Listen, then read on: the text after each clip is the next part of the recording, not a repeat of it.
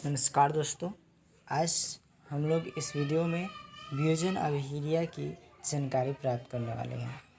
तो कृपया इस पर ध्यान दीजिएगा। वियोजन अभिक्रिया डीकम्पोजिशन रिएक्शन।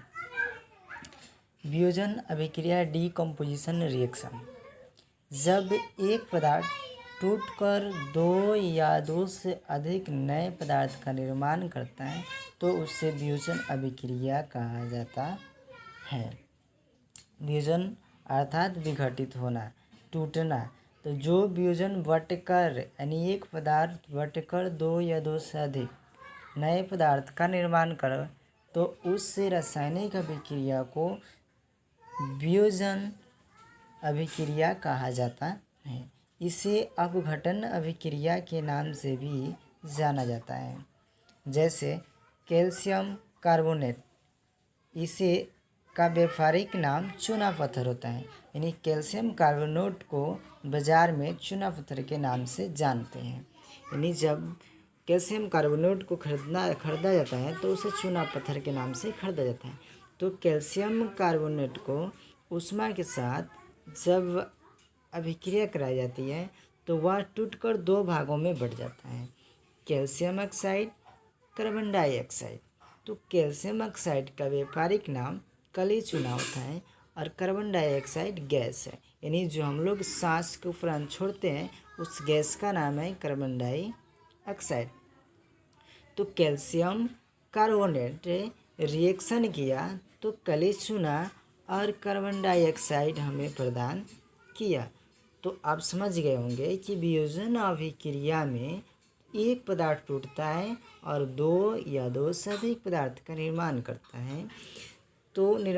है। जैसे में भी समझिए कि कैल्शियम कार्बोनेट ऊष्मा के साथ रिएक्शन किया तो ऊष्मा के साथ अर्थात ऊष्मा के उपस्थिति में जब वह गर्म हुआ तो कली चूना और कार्बन डाइऑक्साइड हमें प्रदान किया।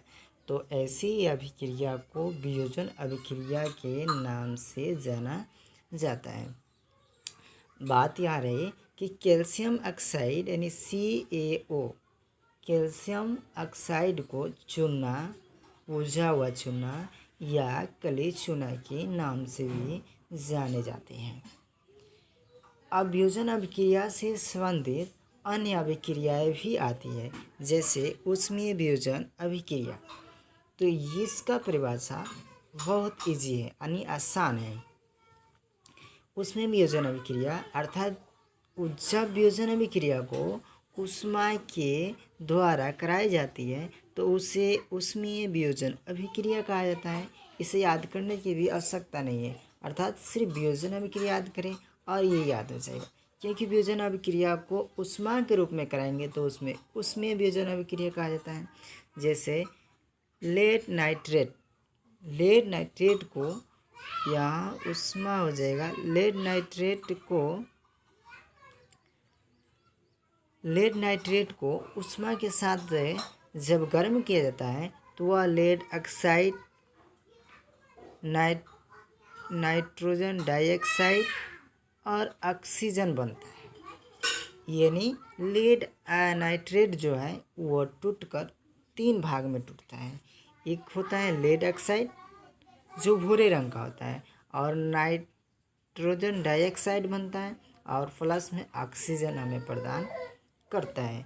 तो ये भी समझ गए होंगे कि ऊष्मीय वियोजन अभिक्रिया ऊष्मा की उपस्थिति में होता है, इसीलिए इसे हम ऊष्मीय वियोजन अभिक्रिया कहते हैं, अर्थात थर्मल डिकम्पोजिशन रिएक्शन के नाम से इसे जाना जाता है।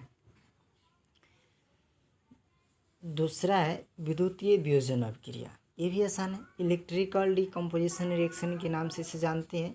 तो विद्युतीय वियोजन अभिक्रिया क्या होता है कि विद्युत के उपस्थिति में कराई जाती है, अर्थात करंट जो हमारे घर में बिजली है उन्हीं करंटों के माध्यम से कराई जाती है। जब वियोजन अभिक्रिया को विद्युत धारा द्वारा कराई जाती है तो यह विद्युत वियोजन अभिक्रिया कहलाता है, अर्थात इससे हम विद्युत वियोजन अभिक्रिया करते हैं। तो इसे याद करने की भी आवश्यकता नहीं है, अर्थात जो अभिक्रिया विद्युत के द्वारा कराई जाती है उसे विद्युत वियोजन अभिक्रिया कहा जाता है।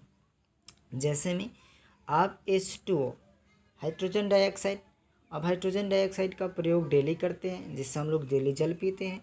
तो इसका यानी हाइड्रोजन डाइऑक्साइड का नाम, हाइड्रोजन डाइऑक्साइड के नाम क्या होता है? जल, जो व्यापारिक नाम है, यानी जल के नाम से इसे जानते हैं। तो जब जल को विद्युत धारा के द्वारा तोड़ा जाता है तो वो दो भाग में टूटता है, एक हाइड्रोजन और ऑक्सीजन। अर्थात आप ये भी जान गए कि हाइड्रोजन और ऑक्सीजन के मिलने से जल बनता है, जो हम लोग पीने का उपयोग करते हैं। तो जल को जब हम तोड़ते हैं विद्युत धारा द्वारा यानी करंट द्वारा, तो वह हाइड्रोजन और ऑक्सीजन में टूटता है। उसी प्रकार NaCl, sodium chloride, sodium chloride के जब विद्युत धारा द्वारा हम तोड़ते हैं तो वो भी दो भाग में टूटता है, एक सोडियम, दूसरा क्लोरीन।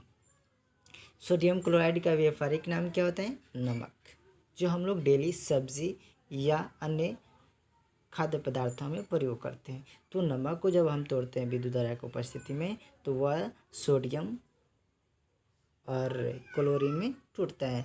तो ये विद्युत वियोजन अभिक्रिया है, ये भी वियोजन अभिक्रिया है लेकिन विद्युत के द्वारा कराई गई है, इसीलिए हम इसे विद्युतीय वियोजन अभिक्रिया कहते हैं।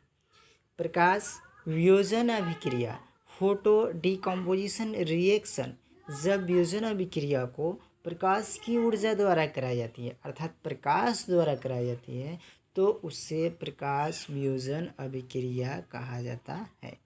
इसे प्रकाश रासायनिक अभिक्रिया भी कहा जाता है।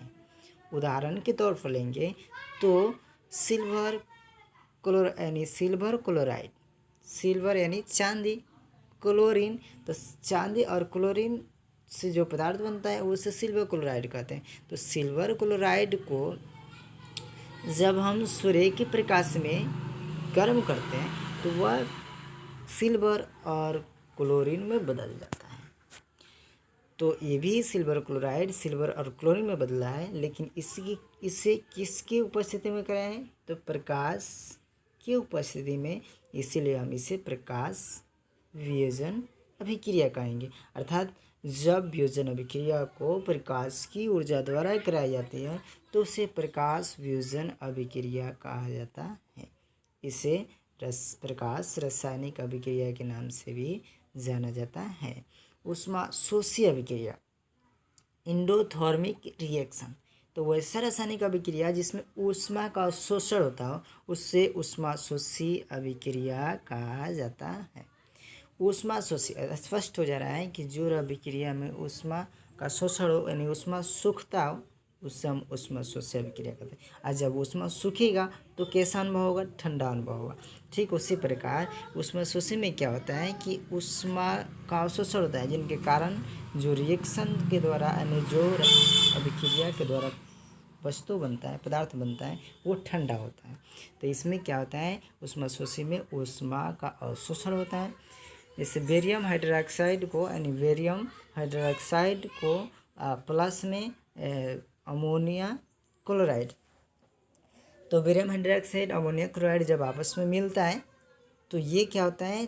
तीन भागों में टूटता है। बेरियम क्लोराइड, अमोनिया, जल और माइनस में ऊष्मा। कहने का मतलब कि ये गर्म महसूस नहीं होता है। इसको जब मिलाते हैं बेरियम हाइड्रोक्साइड और अमोनिया क्लोराइड को, तो यह बेरियम क्लोराइड बनाता है, अमोनिया बनाता है और जल बनाता है। अब प्लस में ये ठंडा महसूस होता है, अर्थात इसमें से ऊष्मा नहीं निकलता है, तो इसीलिए हम इसे ऊष्मा शोषी अभिक्रिया कहते हैं। कृपया आप लोग से मेरा गुजारिश है कि आप लोग इसे ध्यान से पढ़ें, फिर समझें, लिखें और इसको याद करें, क्योंकि पढ़ाने के बाद संडे को इसकी टेस्ट की जाएगी। धन्यवाद।